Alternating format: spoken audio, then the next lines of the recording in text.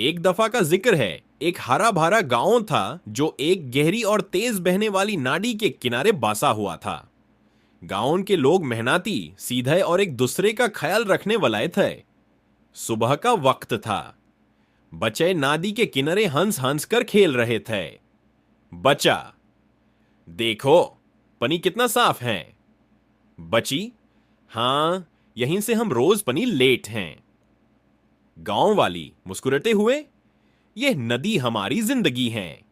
सब कुछ अमन और खुशी से चल रहा था, लेकिन अचानक नदी का पानी जोर जोर से हिलने लगा। छपाक, नदी के अंदर से एक जायंट क्रोकोडाइल बाहर निकला। वो इतना बड़ा था कि जमीन कांप उठी। उसकी आंखें अंधेरे में चमक रही थीं। क्रोकोडाइल गरजती आवाज, ग्रर। गांव वाली, डर के सथ, अल्लाह रेहम, भागो। बुजुर्ग, बच्चों को लेकर घर जाओ। क्रोकोडाइल कश्तियां उल्टा देता, लोगों को डराता और रोज गांव के करीब आ जाता। गांव वालों की जिंदगी मुश्किल हो गई। दिन गुजरते गए, गांव सुनसान हो गया। बच्चे घरों से बाहर निकलना बैंड हो गए। बच्चा उदासी से, अम्मी, हम दोबारा कब खेलेंगे? माँ आंखों में आंसू, जब कोई हमें बचा लेगा बेटा।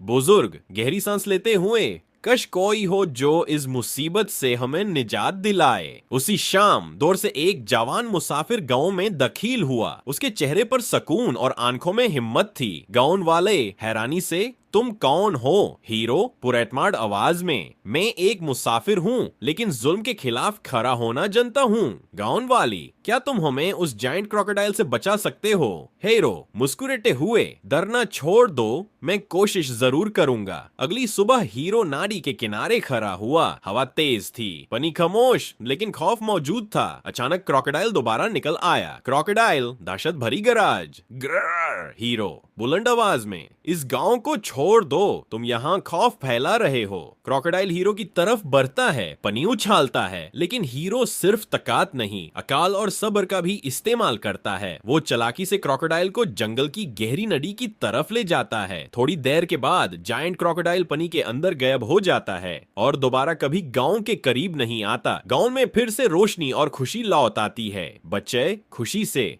हम जीत गए।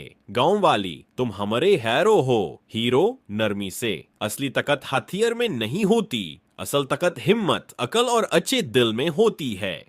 हीरो मुस्कुराता है और बिना किसी शोर के अपना सफर जारी रखता हुआ